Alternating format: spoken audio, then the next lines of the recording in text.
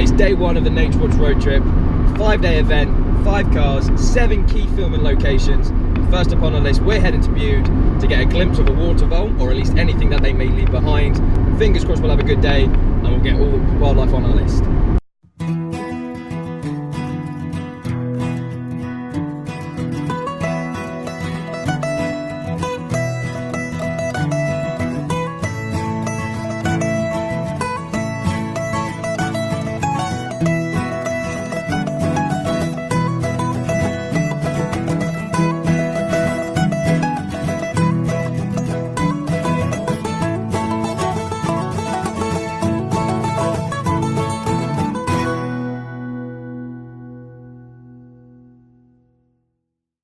So it's day one of NatureWatch's road trip around Cornwall, and today we're in location in Bude in North Cornwall to look for one of Britain's rarest mammals. And joining me today is NatureWatch alumni Pete Cooper, who's going to tell us a little bit more about water voles and the ecology and conservation surrounding them. Yeah, thanks very much, Billy. So yeah, here today we're at Bude Canal, which is the only site in Cornwall you actually find a water vole.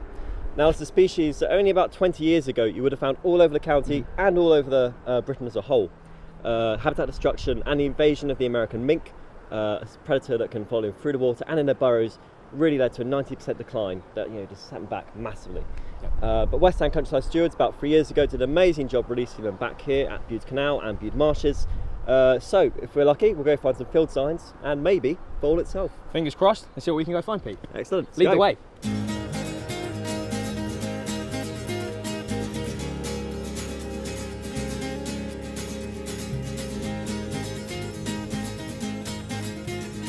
Right, look over here, Bill. Nice one. We have a water vole larder. Oh, that's wicked. So you see all these little grass stems here? Yep. That's where the water vole's just been having his lunch. So are they just leftovers, basically? Yeah, that's right. Awesome. So it'd be grass, sedges, rushes, all sorts. And you see that? 45-degree angle. Happy days, look at that. Yeah. That's standard of voles, so really all cool. vole species, even beavers, will leave at a 45-degree angle. You can really see where it's been gone through there, can't you? And then down here we actually have a latrine. So he's had some little poos, and he's pushing down into a little cow pat almost. Right. Just sit along the riverbank alongside where he's been. So is that to do with territoriality, behaviour? That's exactly right. So water voles, when they're breeding in the summer, you'll have a male, he'll have about sort of 2 females in a 60-metre stretch of river, something like that. Cool. And that's his way of obviously claiming his rights to what patch of river or marsh is his. My turf. Yeah. So that's pretty awesome. Once you see that, you know you've got water voles in an area. That's really, really cool.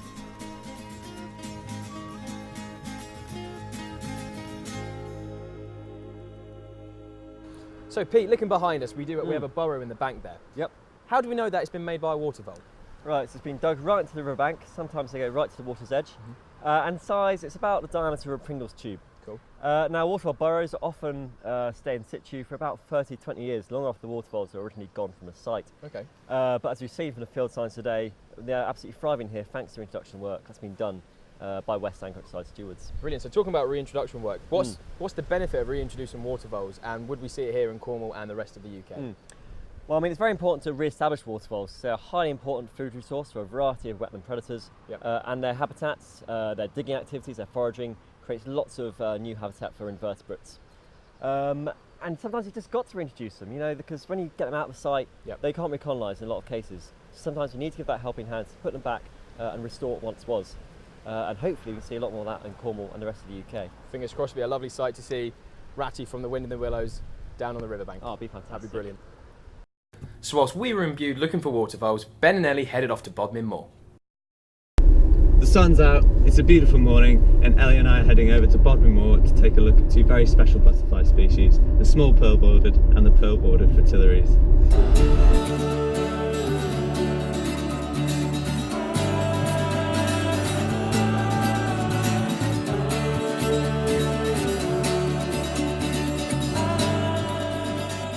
So whilst we sent the team off to look for butterflies, we're here with Simon Phelps. So what's your role in the organisation of butterfly conservation? So I'm the Conservation Officer on our new project, All the More Butterflies, which is a 3-year project working on Bodmin Moor, where we are today, but also Dartmoor and Exmoor. It's primarily funded by the Heritage Lottery Fund, but we've also got funding from other partners such as the Cornwall AOMB, and it's focusing on the rare fritillary species in the southwest, doing conservation work for them, but also raising awareness for them amongst sort of the general public and volunteers. So Simon, the butterfly species we've come to have a look at today have had some huge declines over the last 100 years.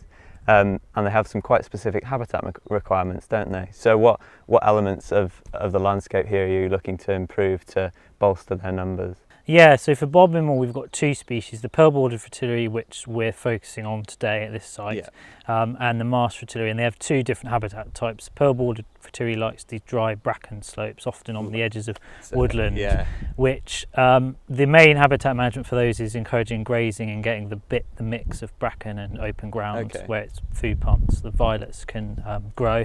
And then the marsh fritillary likes a completely different type of habitat, which is wet grassland, where its food plant devil's bit scabious grows. And again, it's a similar solution. It's getting the grazing levels right so that the grass is the right height. So working closely with landowners and farmers. Yeah, so over the next few years we'll be working really closely with landowners. We've got some really supportive landowners on Bodmin Moor who do care about having these species on their land. Fantastic. And we've got some brilliant volunteers as well who can come and help us survey and do the habitat management as well. So we've been really blessed with the weather. We've already seen some really cool insects, so let's go see what butterflies we can find. Hey Jet, so what have you seen? There's been lots of pearl-bordered fritillaries about, some mating and even one laying eggs. So you've got the small pearl-bordered fritillary on the right and the pearl-bordered on the left. On the upper side of the wing, the black chevrons join the black edge of the wing here, which gives sort of the appearance of the border of the wing in a really dark band. Yeah. Whereas on the pearl-bordered, these triangles are sort of detached and sort of more infilled and floating. And then on the underside of the wing, there's two bits to look at. One is this spot here, which on the small pearl-borders is much larger and on the pearl-borders is much smaller. And then the pearls on the edge of the wing. On the small pearl-bordered, they're outlined in a black sort of arrow shape, whereas on the pearl-bordered, they're kind of rusted away and faded. And there's also some more pearl patches on the small pearl-bordered, whereas there's just sort of two main central ones on the pearl-bordered. So great signs of water voles in Bude and great visuals of fritillary butterflies in Bodmin Moor. It was now time for the teams to reunite and have a spot of lunch in Boscastle. Hey guys, how's it going? Good, how are you? Not bad, not bad. How did the butterfly hunt go down at Bodmin? Yeah, I mean, it was really good actually. We've got to see a garden tiger caterpillar and a drinker, so it's pretty... and then about maybe 30 or 40 pearl-bordered fritillaries on the site that they're doing the management, so it's just like fantastic. Perfect. Yeah, absolutely. How about you? So we saw loads of great signs for the water voles. We saw their latrines and we saw lots of places where they've been eating as well. Yeah. Did you actually see any? None. Nothing. Not a single one. But it's promising signs. But it's promising to see that they're still there and they're making a comeback, which is wicked. Exactly, yeah. So it's all good stuff. So successful round. All successful all around. So we're now here at Boscastle for the next stage of our road trip. Indeed. And the plan here, well Ben, tell us, what's the plan? Well, I mean, there's so many different habitats. It's an absolutely stunning place, but I think we're going to head around the coast, see what we can find, hopefully some grey seals, peregrines, maybe some mining bees in the banks, but yeah, there's all to play for. Fingers crossed some other marine beasties in the sea as we go along. Yeah. Absolutely. Let's go explore. Do it. Happy days.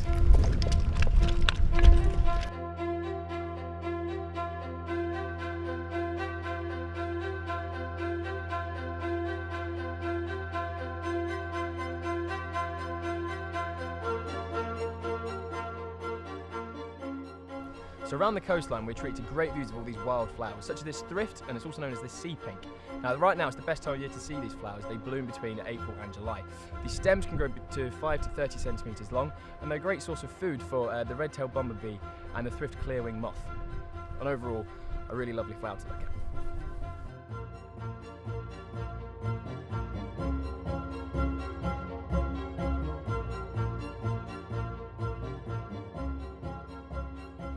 So here we have ourselves some squill, which it flowers generally in April, so it's coming to the end of the season. As you can see, the leaves are dying off a little bit, but still a really gorgeous flower. And here is white campion, which is flowers more towards the springtime. So as you can see, it's a lot more vibrant than the squill.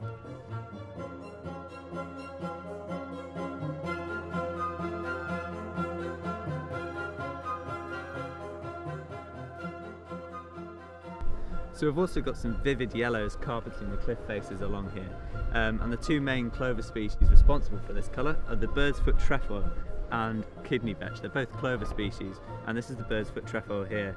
Quite an important food source for lots of different moths, things like six-spot burnets, which you usually get caterpillars of at this time of year, although we haven't seen any as yet.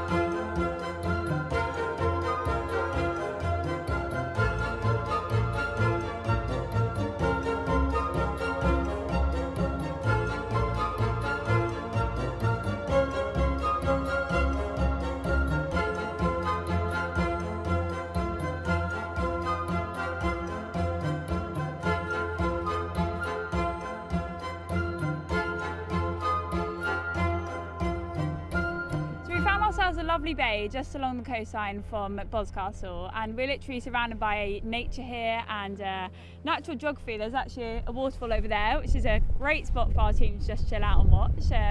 Lundy's just behind us, so we're lucky enough to see that, and wildlife has been amazing. Yeah, it's right? been fantastic. There's just insects all along the bank as we've walked in on the thrift, and there's even been guillemots and razorbills flying out at sea. I think there must be a couple of colonies just on the cliffs below us, although we can't quite see them. And as much as the crew have been chilling out behind us, we've also had some grey seals just chilling out in the bay as well, enjoying the sunshine as much as we are. But it's the end of the first day. Well, it's coming towards the end of the first day, and it's now time to go set up camp and have some dinner. Sounds So, good to me. cue the cheesy montage.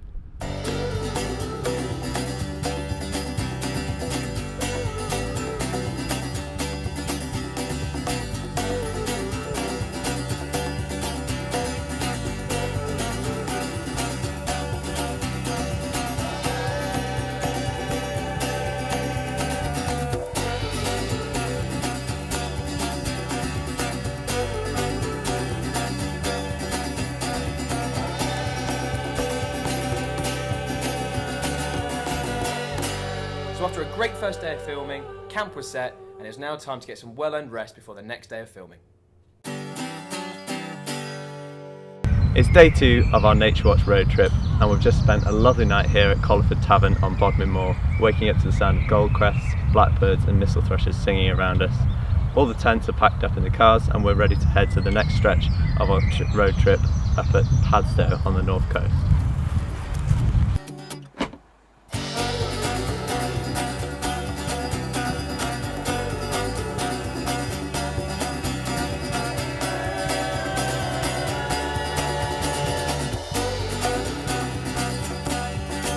So today the NatureWatch crew are in Padstow in North Cornwall. Padstow is a traditional fishing village, but it's now a popular holiday destination for tourists. Padstow on the north coast of Cornwall is right on the mouth of the River Camel, a really important site for overwintering waterbirds such as waders, and even this time last year was home to the Dalmatian pelican that was in Cornwall for about 5 months. We haven't seen too much today, but hopefully we'll go and find some cool stuff now.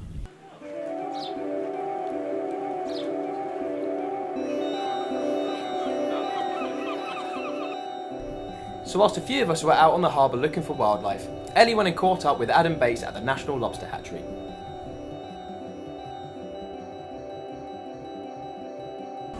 So the National Lobster Hatchery was set up in 2000 as part of a stock enhancement process for the European lobster, Homerus gammarus.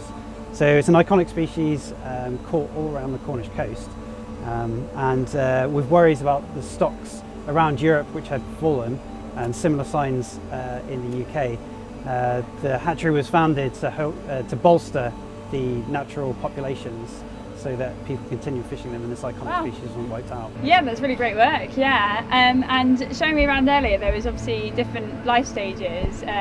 You could just tell like different sizes and things. So Can you talk me through a little bit about the different life stages of the lobster themselves? So the reproductive cycle and the strategy for the lobsters, the females, we call them hens. That's the name the fishermen give them.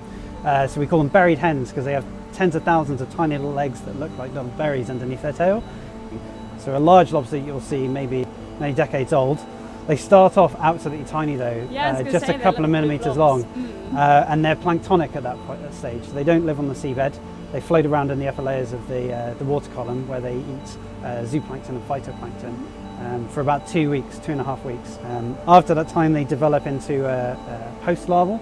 We call them super lobsters because they swim around with their claws out in front of them. And at that stage they're looking for suitable habitat to settle out and turn into their final stage 5, where they'll become fully formed or be very small little lobster and spend the next few years growing and developing into an adult. Wow, yeah, no, thank you, Ellie. That's a great insight into the work of the hatchery, and obviously it's a great job that you do here. So with the rest of the crew, we're going to look around the visitor centre and then join up with everyone else in Padstow.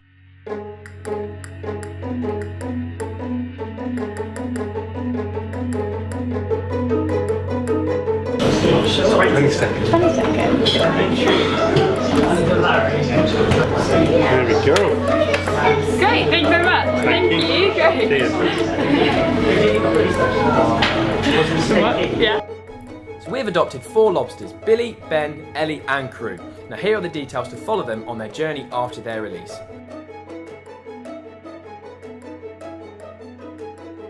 It was now time to leave Padstow and head to the beach to finish part 1 of our adventure.